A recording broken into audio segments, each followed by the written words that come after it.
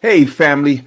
Once again, here we are doing what it is that we feel led and called to do vocationally. You know, I like using religious language, and since I am a religious person, I can use religious language. Anyway, welcome to this platform we call Relevant Conversations with me, Bishop John Selditz. And tonight, I feel very blessed and honored that I get the opportunity to talk to some of the smartest, brightest, most interestingest folk in all of the world, all across the world. And a number of years ago, after hearing about this interesting story, which we're going to spend the next little bit of time here talking about, I got to meet this person who is our guest, who has this enormous task of representing the legacy of her ancestor. And I'm not going to steal her thunder. I'm going to let her talk to you as well. I am pleased and godly proud to be connected and related. We're going to figure out how I'm in this family too.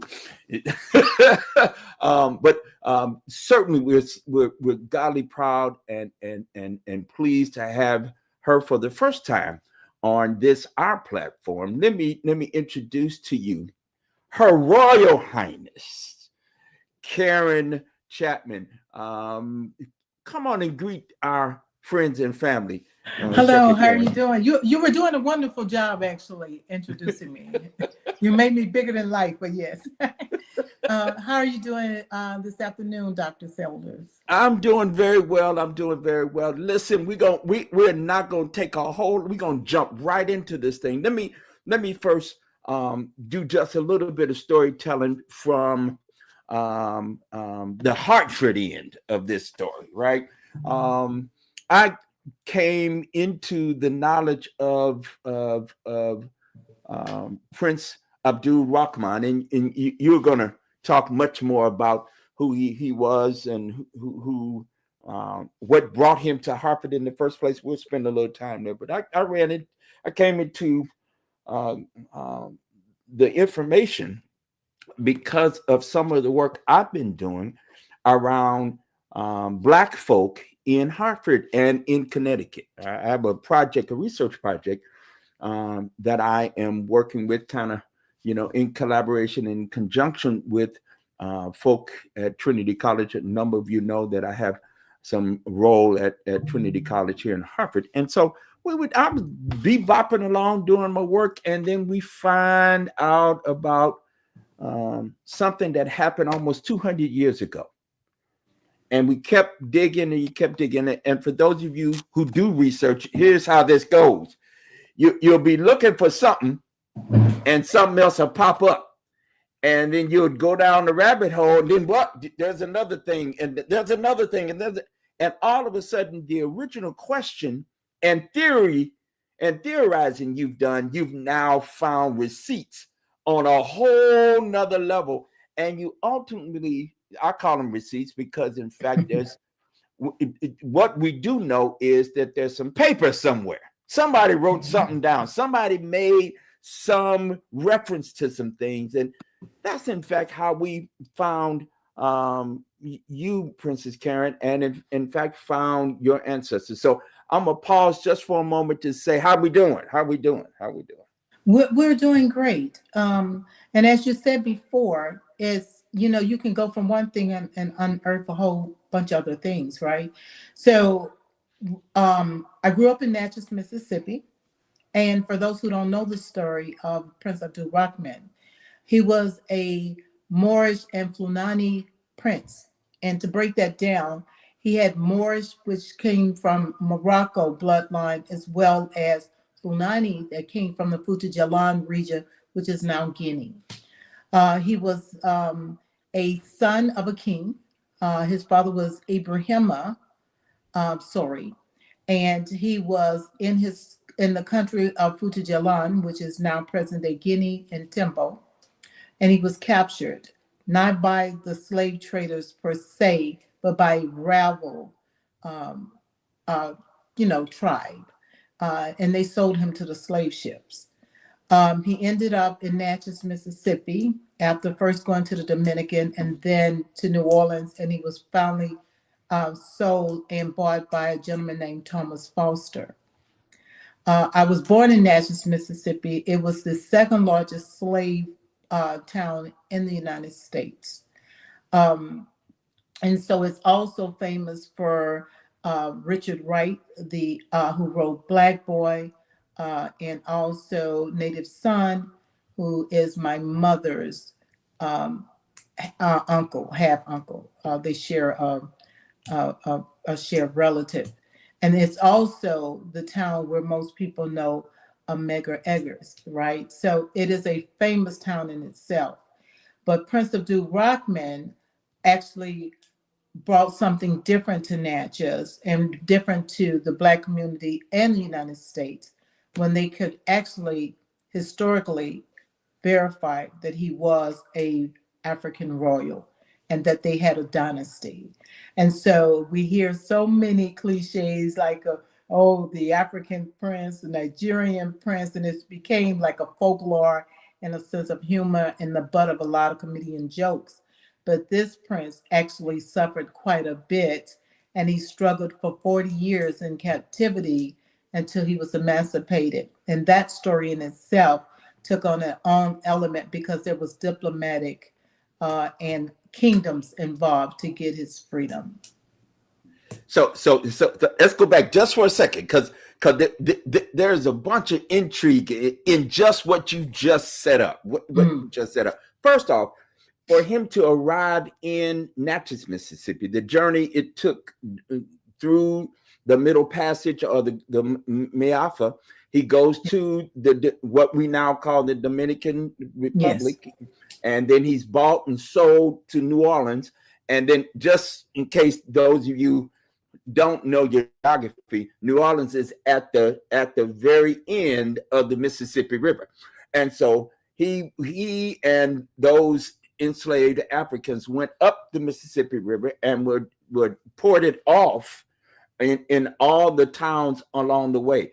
That's why today Mississippi has the one of the largest populations of African Americans, because there were a bunch of enslaved Africans who worked those plantations in Mississippi.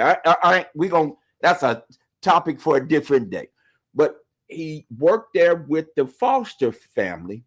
In fact, to the point that he was the guy in charge. He was running Massa's business, because in fact, Prince Sori was a leader. He had command over men and women.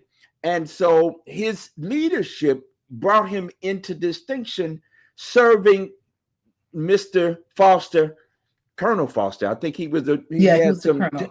He was the colonel doing the doing the one of the wars, and this is the intriguing part of this story for me. He was in town doing his business, and he was seen by a physician who had come to Timbo, where the family and the family was in Africa, and had gotten injured, took ill, and it was the family there that took care of him, and he recognized him from a distance in Natchez, Mississippi, of all places, and that's where the connection came. That he's actually, his family nursed me to health, so we need to get him out of here because he shouldn't be here. If anybody, I owe him a debt, because it was this family, his family, that saved me. And in fact, talk a little bit about that part of the story. Yeah, so that's really a quite interesting story. So, like you had said, Dr. Selders, Dr. John Cox was a physician that was on was on a ship for a supply ship. It wasn't actually a slave ship, and it was in Africa. And he was out on patrol because they had relationships with these African nations, and he was out with one of the other crew, and he got sick, and then he was being nursed during that time, and then it was like, okay, I'm too sick to get back on the ship, and I need help, and so Ibrahima Sori, which was Prince Abdulrahman's father, said, bring him here. And, there weren't a lot of white men in the regions, so they nursed him back to health. And in that home was Prince Abdulrahman. And he was 17 years of age when Dr. Cox first met him. So fast forward now, almost 40 years later, it was 30 years to be exact, he comes across this young African male, and he doesn't notice him at first. Actually, it was Prince Abdulrahman that noticed him. And he said, I think I know that man. So he was with one of his subjects that he had become enslaved with him, named Samba. And he said, can you please go and see if that gentleman has a patch over his eye? And the Samba came back and reported, yes, he does. And he realized at this time, this was the same man that his father had nursed back to health. When he went to greet him, all of a sudden, Dr. Cox recognized him as well and reached out and hugged him. And he pushed him off because other, white people were around. And he says, no, I'm not a prince anymore. I'm a slave. And so that's kind of how his journey started, and his journey to freedom. I love that part of the story. This story has huge import. Oh, and might I add, Dr. Selders, that Dr. John Cox was an Irishman. So they had met over on a whole different continent in Africa. There was no reason for this white man to be in Natchez, Mississippi, of all places, but he had set up and decided that Natchez was so profitable because at one point, Natchez was the richest town in the world, not in the country, but the world, because of the tobacco, sugarcane, and cotton. And King Cotton. Yes, and of course, those of our ancestors, yours and mine directly. For those of you who don't know, my mother is from Mississippi. So all of my mother's people come from just a little bit away from Natchez, Mississippi. In fact, well, it's across the way a little bit, but it's in that region of Mississippi, a town called Waynesboro in Wayne County, Mississippi. So I have roots in that part of the United States as well. Now, so here we go. I like to add that I don't think a lot of people really understand. So to have slaves back in that period, you had to be well off. Not every white person in America had a slave. This is just a fallacy that most people believe. There were plenty poor white people that could not afford slaves, right? So in Natchez, Mississippi, in Adams County, because actually Prince Abdulrahman was kept outside of Natchez in the county, which is now Washington. But Natchez was the big booming town at that time. Most people in Natchez, Mississippi, we can trace our ancestry up to the 8th generation because we came straight from Africa to Natchez, and most of us didn't leave. Also, there's a high probability that most people in Natchez are biologically related because of the small amount of white people that owned slaves and they did interbreeding. So there you have it. That's why Princess Karen and I said we might be related because Yeah, in fact the nose knows. the nose knows. That's exactly right. So here we are now.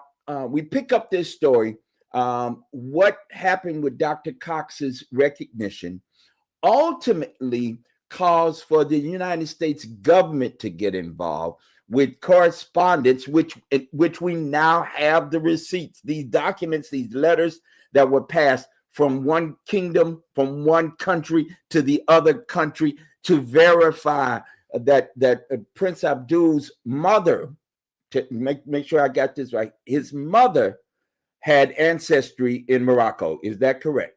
Yes. So the way that it has been told and has been told through the generations is that Prince Abdulrahman was a Moor. And he was a Moor because, so geographically, so the Moroccans came into Mali and kind of did a sort of like colonialism, right? They colonized Timbuktu, the Mali region, right? And so his mother, and back in the day, if you were from a royal family, right, you're gonna marry off into another royal family for peace. And this is what happened. So his mother had that Moorish bloodline. They even talked about when he first came to Natchez, how he had this long, beautiful, wavy hair, and how the master made, Thomas Foster made him cut his hair because he wanted to, this was a punishment sort of way. You're going to cut that hair. You're going to blend in like everyone else because his hair was different. And his complexion was lighter.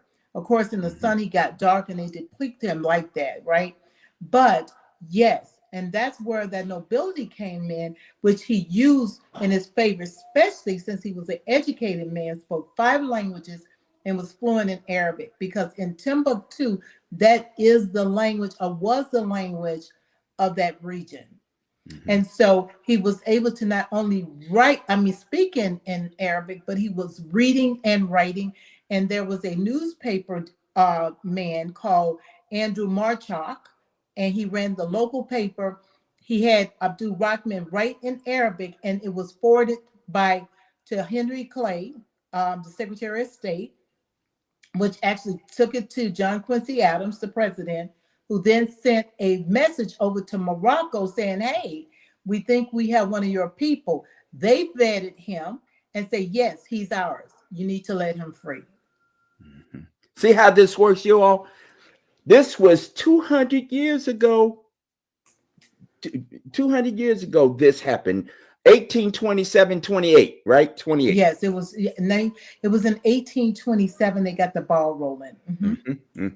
So it was a little bit before that because it took 10 years. So it was like 2000, it was in 18, I want to get my years right, but it was in the 1818.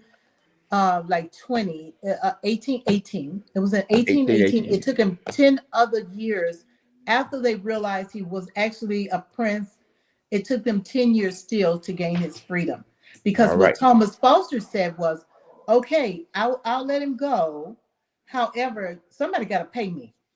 And so that's when the president of the United States says, have him come to see me at the White House.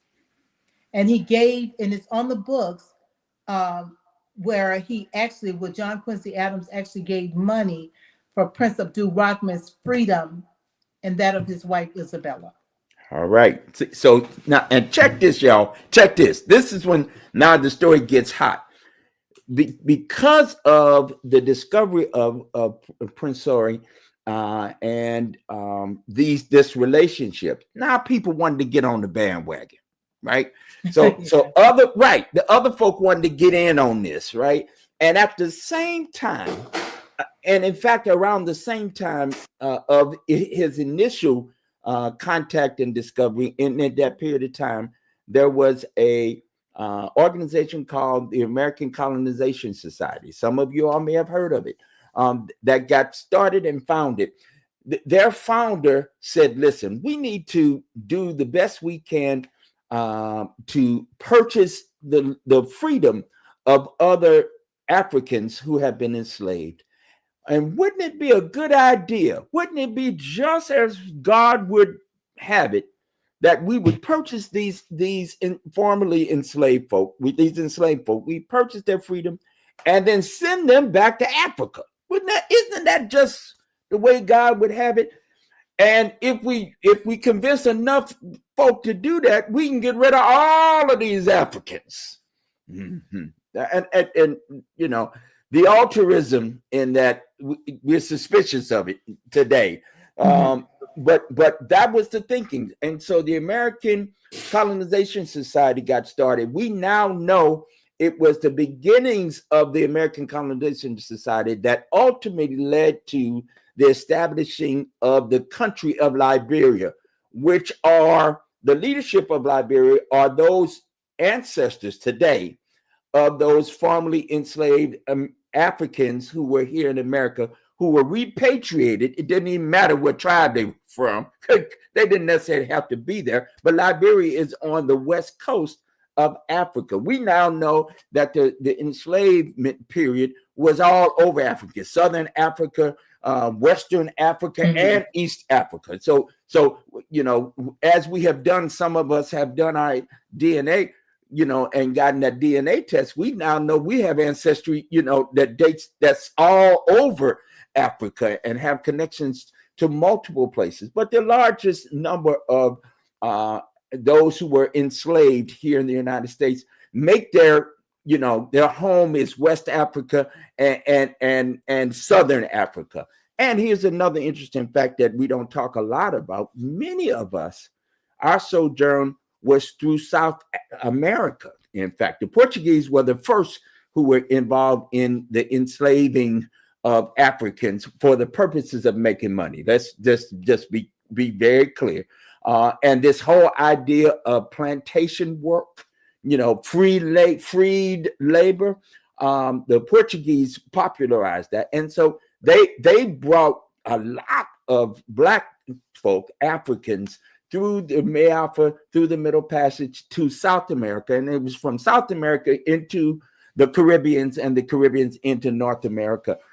So those stories we need to tell more of. The reason I really appreciate your story, and let's talk more about how this ultimately came to national prominence. Now, Prince Sori went to Washington, D.C., got money from the president, and then others got on the bandwagon, right? Yes. So the interesting part to that was after Prince Abdulrahman obtained emancipation for him and his wife, then he was Thomas Gallaudet, the founder of American Sign Language, reached out, and he had started like you said, the ACS Auxiliary, which was in Connecticut. I mean, it wasn't fully the ACS, it was at the beginning stages, but he was like, you know, this would be a good marketing to get other Black people to want to go to Liberia, and we can work with these white slave owners to try to, you know, get their people back. And so, but it came with conditions, because as John Quincy Adams, which few people know, never had slaves. He never owned slaves. And so Andrew Jackson had beat him out of the election.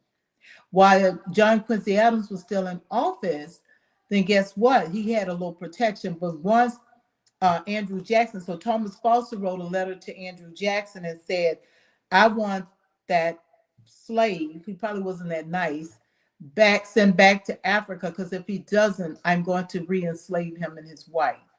He was trying to raise money through Thomas, with the help of Thomas Gallaudet and Center Church, right, on this tour up through the Northeast to raise money for his 9 children left in bondage or in captivity, enslavement in Natchez, Mississippi. which I am part of that legacy, right? Right. And so he ended up having to leave without his 9 children. Mhm. And so in 1829, he boarded a ship, right, back to Africa, to Liberia, where they were sending all the slaves, and with every intent to make the journey back over to Timbo. But unfortunately, he Hang died. on, hang Okay, on. Let's hold I up. hold Let's hold that. up. I hold Let's that hold. story. So here we are now. Thomas Gallaudet, again, as Princess Karen just informed us, he's the dude from the School of the Deaf, the whole signing and all that kind of stuff.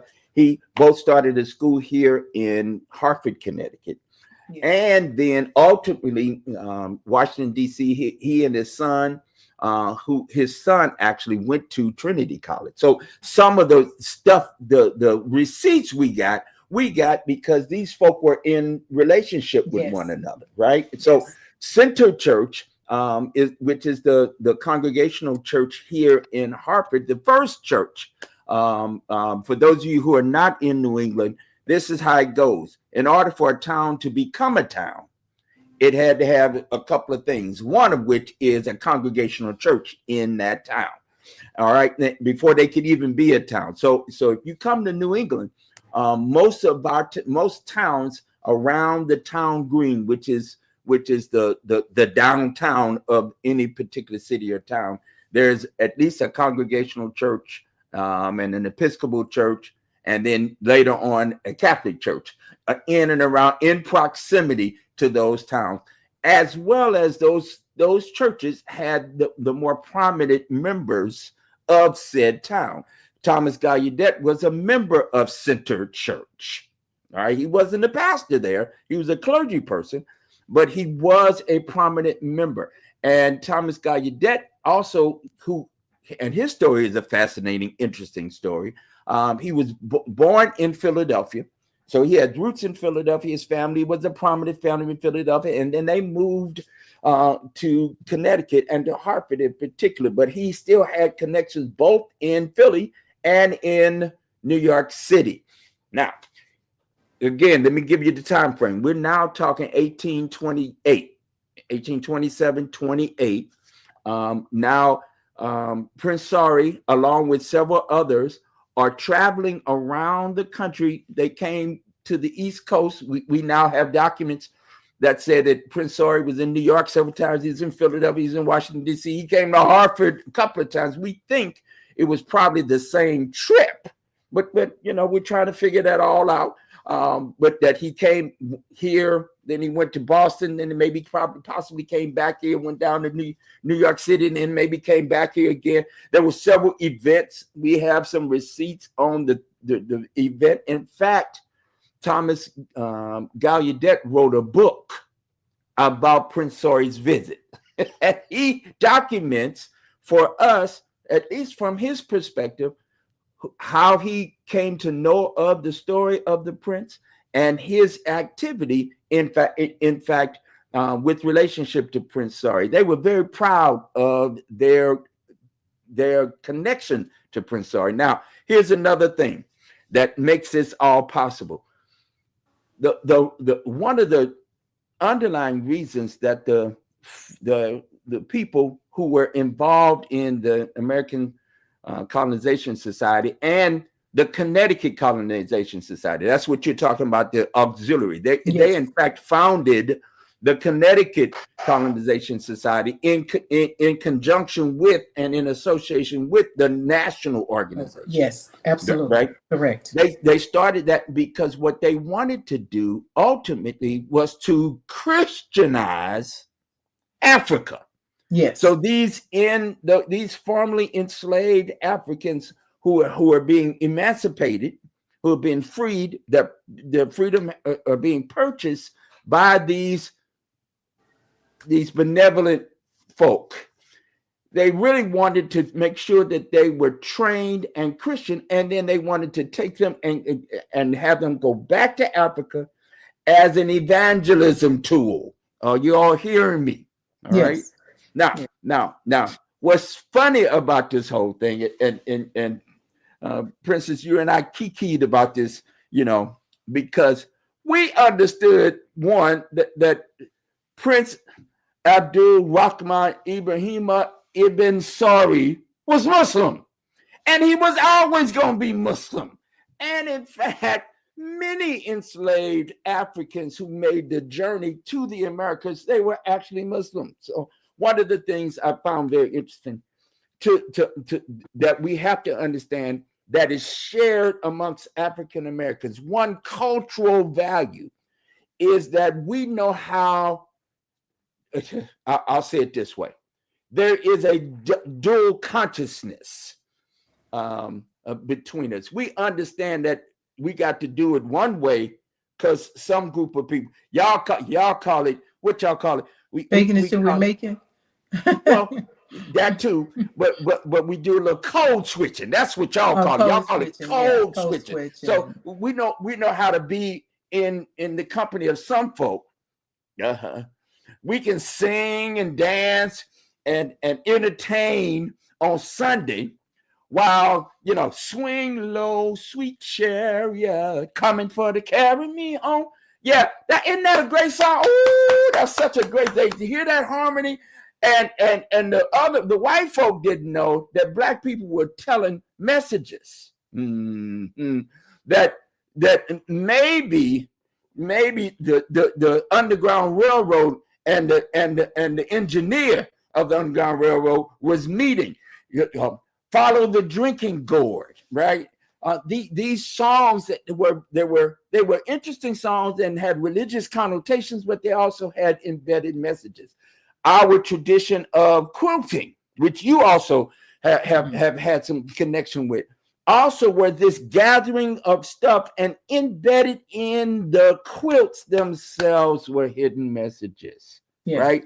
So one of the things that people, I've just interestingly, I've heard a conversation that's stirring up about there is no African American culture, and you would be wrong to repeat that lie. We have embedded in who we are as Africans here in the Americas is this very fundamental idea that we can say one thing, represent one thing, understand one thing, having or say one thing, but it may have 3 or 4 meanings. If I'm wrong, then why is it that Michael Jackson could record a song, title the song and the album Bad, and bad means good?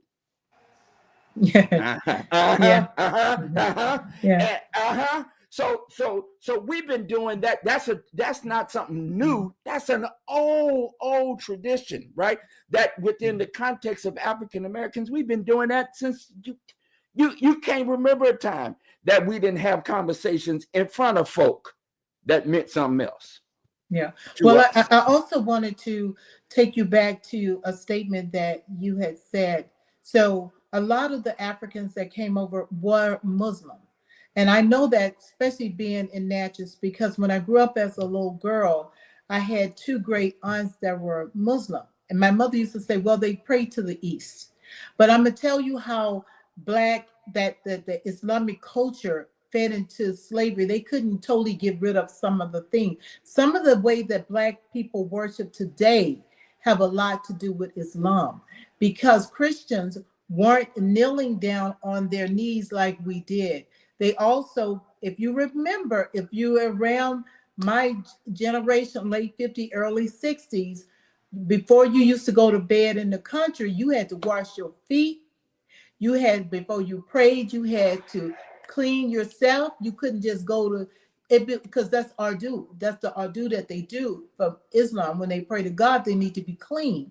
This was carried over, especially into the Southern Baptists, the Black Southern Baptists. We carried a lot of those Islamic things. So, and especially in Natchez, Mississippi. So when I grew up, believe it or not, I don't want our audience to faint, but my mother always believed in praying to God, the higher power, right? We didn't, the Jesus, praying to Jesus concept came in a lot later for us because of the Islamic influence, right?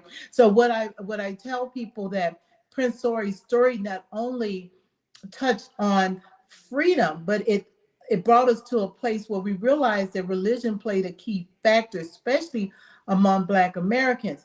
And I'm gonna tell you, so many of us, and even me, it took years for me to have that awakening that we should be proud of our Blackness. We should be proud of our origins. Because when I grew up, as I told you, as I spoke at the Stoll Center with you as my moderator, um, we were taught that being from Africa was the worst possible thing, because they were uncivilized, they had no language, they had no intellect. This is what we were taught. And they reinforced it on Saturday mornings for every little Black kid with Tarzan. They were going ooga booga, yay, yay, ooga, beating on their chest like a gorilla. So this is what that systematic racism has put in. But with Prince Abdulrahman's story, there came a different story now. And even now, when I tell people I'm a real princess, I'm not a fabricated one. It's an inherited title, no different than Prince Harry or Prince William or Prince Charles. It's that same line. As a matter of fact, my dynasty goes way further and is more established than the British royal family. So we have to learn to educate ourselves and to give credit where credit is due. And if I seem as though I'm arrogant, it's not. It's just that my grandfather was in prison, enslaved, stripped of everything, and I don't have to wear his chains. Therefore, don't expect my mouth to have a muzzle. Mm-hmm. Yeah. So you were talking about Christianity. It's certainly embedded in our common and everyday practices. Many Christians will know this song. Let us break bread together on our knees. Let us break bread together on our knees. When I fall on my knees with my face to the rising sun. Yeah. Where does the sun rise in?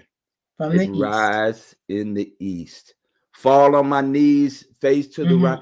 It's even embedded in our Christianity. Islam. Islam is. So here we are. I get so excited to tell these stories. I get so excited. So Prince Sori comes here. They do then raise some. They begin to raise some money. They get Prince Sori and Baba Sori and Mama Elizabeth, right? Isabella. Where I get Elizabeth? Because you were talking about the British monarch. British I'm gonna blame it on you anyway. Mama Isabella. They get back to Africa. Okay, you can do the grand reveal. Okay. So they get back. They get back to Liberia. They go to Liberia. They get back to Africa. They go to Liberia. Now again, we know. I want to go back just a moment. I want to take the audience back for just a second. Can you imagine being enslaved for 40 years? 40 years. You finally meet a woman. You've been married to this woman now almost 40 years too, give or take 30. And you guys have not only children, but you have grandchildren. And they tell you you can't take anyone with you. The mother is broken. The father is broken. He's 62 years old, roughly. I got to look it up. I think he's around 62. He might have been. Yeah, he was 62, I think. He might have been a little bit older. And here he is. He see his whole legacy, and he's got to leave it. And not only does he have to leave it, he has to leave a daughter that they know that's going to have to breed, that they're going to have men that come into her quarters, because that had already happened. Some of the kids were mulatto, for the average person, black and white. And they had already been, the boys have already been stricken to forced labor. And you know this is what you're leaving behind, and you're an old broken man at this point. So now you finally told you can't bring them. You go to Liberia, and 4 months after you get there, you get yellow fever, and you die.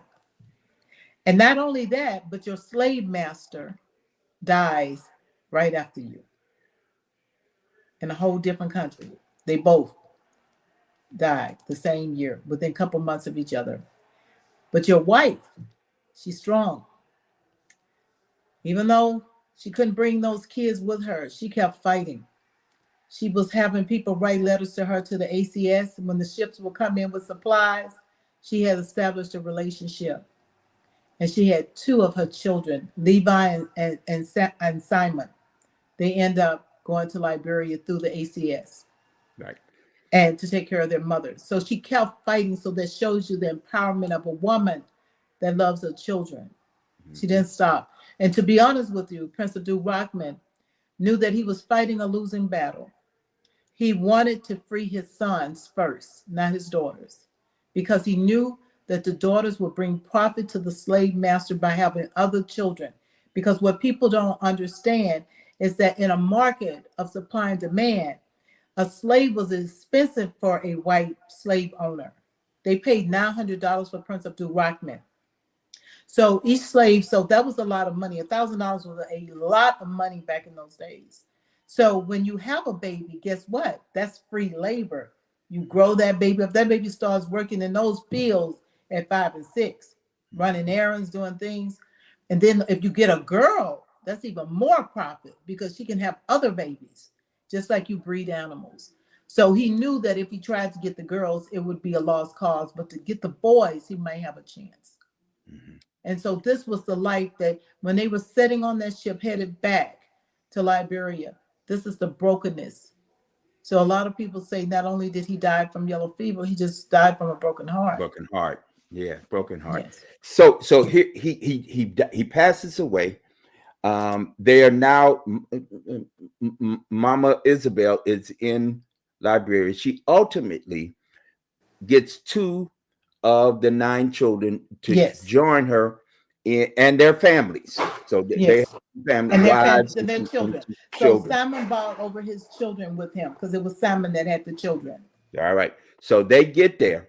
And what's fascinating about this story, you now have connected to the family that of Simon and his children and their ancestry. You have connected to not only the Princess family in now in Guinea, right, but also your direct family, right? Yes. So you are your great. So you're 7, right? You're the 7th generation. You're the 5th granddaughter of Prince Sori. Yes. Right. Great granddaughter, in fact. That's right. That's how they go. And so, ironically, so in 1978, the King of Morocco came to the United States. My mother is from Natchez, Mississippi. She was born there, but she moved to California when she was 13 to Oakland. She was a very innovative lady. My mother passed on June 13 of this year, but she said, I remember her saying, Karen, the king is coming from Morocco. I think we need to go see him, and I'm like, I'm a kid, right? We catch the Greyhound bus up to DC, a 3-day journey. And we stayed with one of her friends named Miss Maddie. And then she had written the congressman in Louisiana to see if she could get an appointment with the king. And so she said she didn't hear anything for a while. And finally they said, yes, he'll be there for a short period of time. You can see him. So she said, I'm bringing my daughter. So I came in with my mom and I got a chance to meet King Hussein. I think that was his name, Hussein at the time. And I was little and he was like, so you're a prince. So he knew the story. They knew the story, and they were kind of fascinated to me. Mama had me all dolled up and stuff and looking cute like a little kid. And he was the first to say, you are Her Royal Highness Princess. And I said, okay. And he says, no, don't ever forget it. Always hold your head up high and look people straight in the eye. He says, because you're part of our kingdom. And I never forgot it. And he gave my mother a little piece of paper with the Moroccan seal on it. And she kept it in a safe deposit box because we went through floods and fires in Louisiana, but that paper should count. But that gave me a sense of belonging in who I was. So when I became an adult in 1983, I formed the Royal House of Sori. And I started preserving the legacy because the older people were still alive. My grandmothers were still alive. My grandmother was born, just so people know, because my father was older than my mother. My grandmother, right, who follows the line of Esther, which is Prince Sori's daughter, was born in 1890. So I could sit there on her porch and she would tell me all the stories. She knew them all because my great aunts were still alive and all of those old people were alive to tell those stories. You know how you'd be like, oh, Lord, they're telling the same story over and over again. I didn't appreciate it then, but I kept the memory of it because, it would be embedded. It would be embedded. And she was a quilter and she would tell me about how they would quilt. She told me how they would take the braiding of the hair and would hide rice in it because when the boll weavers came, it killed all the crops. It was lotus, but they call them the boll weavers, right? And food was scarce, so they knew back in slavery time to hide seeds in their hair so that they could plant them wherever they went, so they could have food to eat, right? Master would be hungry, but they had a hidden garden, and so these stories became part of my legacy and my life, and so I started wearing and owning the title to make sure that that legacy wouldn't die. Remember, Prince Abdulrahman had 9 children. 7 of them were left in the United States. Now, when my cousin in Liberia, I was fortunate enough to meet him at Center Church for a program when we viewed The Prince Among Slaves that was by Terry Alford. But his name is Dr. Artemis Gay, and he is the direct descendant from Simon, right? And the remarkable thing, I have met John Quincy Adams, great grandson. He met me at Center Church at a program where you attended, Dr. Selders. I've also met Thomas Gallaudet, great granddaughter, Margie. She lives right over there across the bay. And so she was there as well. And she's in Martha's Vineyard. And then I met Dr. Cox's great granddaughter. So together, I've sent you some pictures. So all of these people have come together in honor of, it took all of those, their ancestor and my ancestor, to have freedom. And they were not abolitionists. They were ACS. But some of the ACS people started becoming abolitionists. So the story unfolds like a story, a made-up fallacy, or just a story, but it is actually shows you that there is a higher order of this world. Some people call it God, some people call it, what I personally call it, God. But to have all of these things come together, right, for freedom of one person. So people often ask, well, the 7 that were left in Natchez, that was horrible for you all. But I say, who would tell the story if no one was left?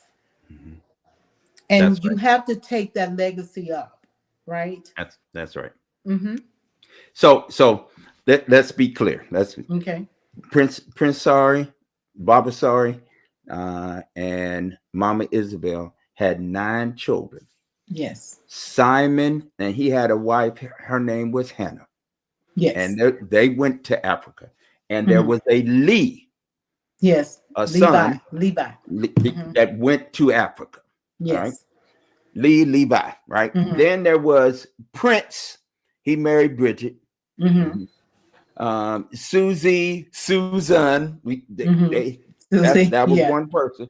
Yeah. All right. Charles. There's another Lee or Levi. There's another one. All right. Yeah. Kate.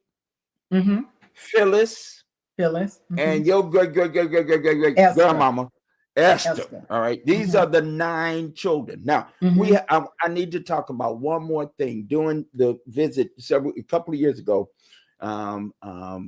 you and your family, the elders from Timbo, your cousin from Liberia, and other kinfolk that some of them live here in Connecticut. It was quite a reunion where I did get to meet the great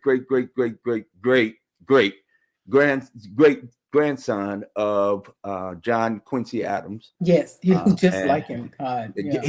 And they look so much alike. Yeah, Just like you can't make this up. You favor Prince Abdul. Yeah, that's what I've been told. You know, they say the nose knows. The nose knows, and we're gonna get to that in just a second. But this interesting connection and cross connection of histories and people's families that leads us to one of the questions I wanted to get to ask you that we ended up talking about is what wet your whistle. How did you grew up knowing these stories? Yeah. Now, I would say for many of us, we also too know some of these stories. Our families have these, if you around the old people, and I hung out with all the old people in my family, they tell you stuff, right? And you didn't actually understand what they was telling you until much later. You have this remarkable family story to which you have now released a book.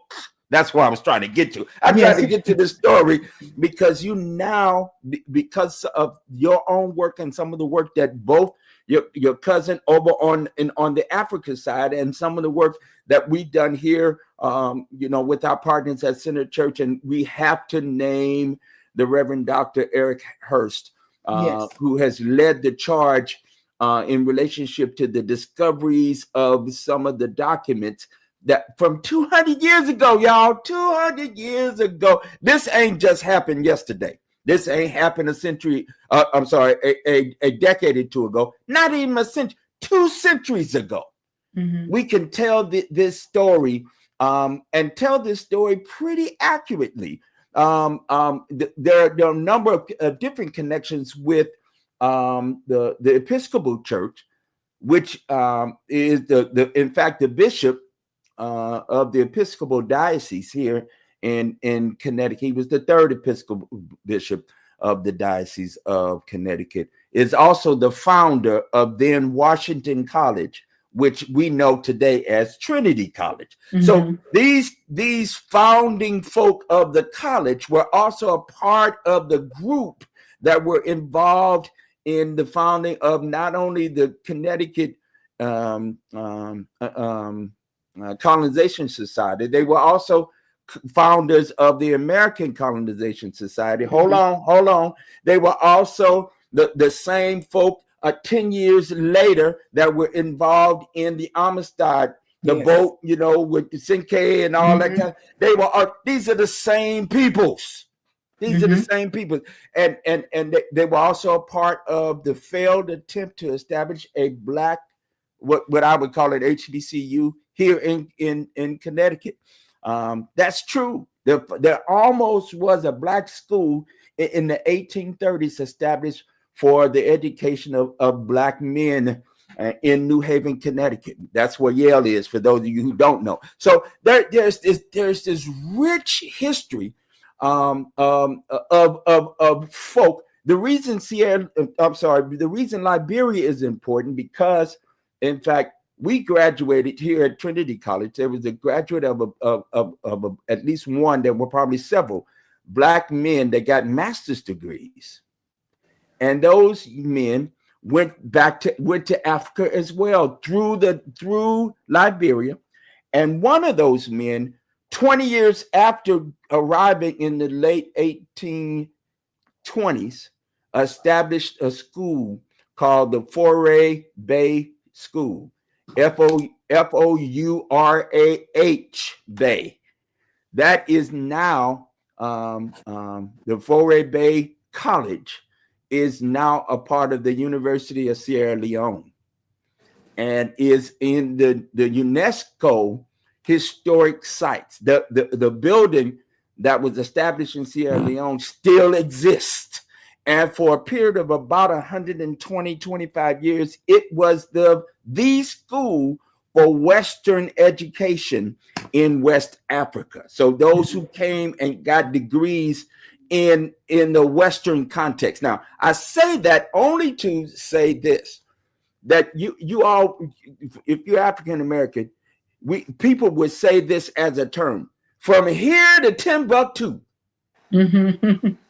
We didn't know about Timbuktu. We didn't know what that was really. It was just the inference was that Timbuktu was far away from here. Well, we now know Timbuktu houses one of the oldest of what we would call a university. And they have documents and books. It was the site. In fact, it was a historic site for over a millennia for education. And Prince Sori was educated In Timbuktu. Isn't it interesting? To speak 5 languages and, in fact, to not only speak Arabic, but to write. I'll happen to be with you. This is the last little bit of notice, and we have to get you back. You got to come back because we got to talk more about this. All right. But I happened to be with you when, in fact, we believe we were looking at the script or hand of your ancestor, Prince Sori. Because he could not only speak but write, and we think we have a document that was his hand. Yes, so they verified that that's his hand, and he actually put in the document. He has 34 documents actually where he said, "I was born in Timbuktu, but I was raised and I went with my father to Timbo to help because what they were doing was bringing Islam into the Futa Jalan region." And so he was educated. Not only was he educated, he was born in Timbuktu, right? And he would go back and forth. And people were like, it's so far. But remember, they were conquerors, right? And so they were already on the seas. They were already, they were conquerors. They were herders. They knew how to travel. And so there's so much on earth. So on my research and the things that I've teamed up with, because I just signed a partnership with the Greenberg Center at Trinity College and with Center Church, to formalize, and Dr. Selters, you were part of that development because they also saw the value in let's go and unearth some of these documents that are not known to the public. Let's try to archive, catalog these things and bring them to the public because it is time for people to really understand the significance of the intellect that was coming out of Africa. And so, yes, when my grandmother used to say, from here to Timbuktu, but guess what? Remember, there was a lot of Africans from the Mali area, from the Timbuktu area. So they would talk about home from here to Timbuktu. So that's where the term came from. They were telling us where they were from. We didn't get the message. We didn't get the memo. We didn't understand. That's exactly right. Let me show your book. Look at Prince Sori. Y'all see that nose? The nose. The nose. The nose. This is a work that I am proud of you for having developed and written. It tells our story. In most instances, our history is told by other folk. You have this incredible distinction to be able to tell your story and tell it with your own voice. Tell it because it is your family story. Yes. It's remarkable. It's a remarkable piece of writing. And one more thing. You not only tell, Prince Sori's story is a fascinating story. But what's even more fascinating is, and you named it, there were 2 of Prince Sori's children that ultimately went back to Africa. 7 remained. I also had the privilege. I had my popcorn. I was looking in the corner. I say it in a funny kind of way because y'all had a little family squabble when you realized that in the telling of this story, money had continued to be raised over some time, over years after Prince Sori had passed away. Remember, he died in 1829. All right, just a few months after arriving back, and then they continued to raise money, and we found out some interesting things. And the question that money still were on the books into the 1830s.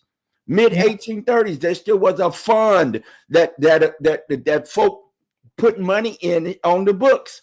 And so the question you asked, I thought was sincere, and it was a moment of pause for all of us.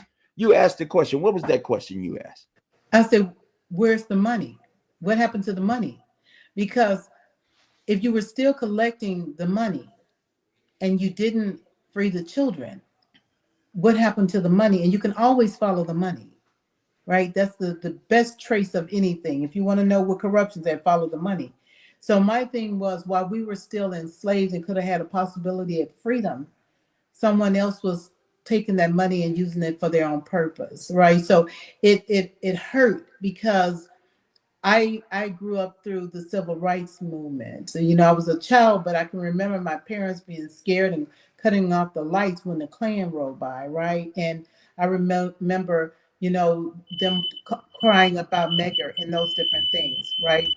So for that reason, it was a painful experience to me that the elders from Timbo that were visiting didn't quite understand. Because if you've never been from a slave, or you never endured the civil rights or the Reconstruction of the South, or have the oppression where you walk down the street and you keep your eyes down not to look at white people in the eye for fear that you might have like an Emmett Till situation if you have a boy and you don't understand that. My thing was, where was the money and what happened and why weren't we freed? Thank you very much. Listen, we got to go. Okay. I have occupied you this whole time. It was a pleasure. And our time is up. Listen, what I want to do is have you back. I want to have you come back, and we're going to continue this story. There's some pieces of this, but let me put the book up again.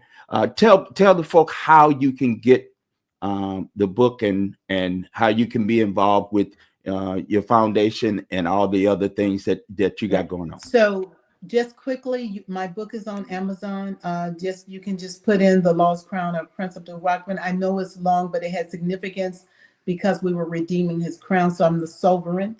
You can also look up, just do a quick ChatGTP, a Google search on the official Royal House of Sori. It's really easy. It's www.torhos.com, and you can find me that way. But please, if you want to read the book, if you can't afford the book, if you send me an email, I'm looking for reviewers anyway. I will be glad to send you a copy, right? Up to at least 20 copies. I'm not going to go past that. So the first 20 people that actually reach out to me, I'll send you a book. But this is a story that I think resonates with everyone. It's just not my story. And this story is not really about Prince Sori, the book. It tells a little bit about him, but it tells what happened to those 7 children after he left. So thank you for that's the story. Yeah, that's the story. You for having me. We're going to have to do some more work on that. Listen, you can tell I'm excited. You can tell that this is a riveting story. And I appreciate very much Princess Karen for taking the time out and sharing on this platform this fascinating story. We're going to come back and hit it again and dig more into this story. Is an American story. It's an African-American story. It is our story. And thank you again, Checker Karen, Princess Karen, for joining us. And we're going to be back at the same channel doing the same kind of stuff in the coming days. All right. Stay tuned, folks. And bye-bye. So then, good night. Bye-bye. Take Blessings care. to you. Peace. Peace.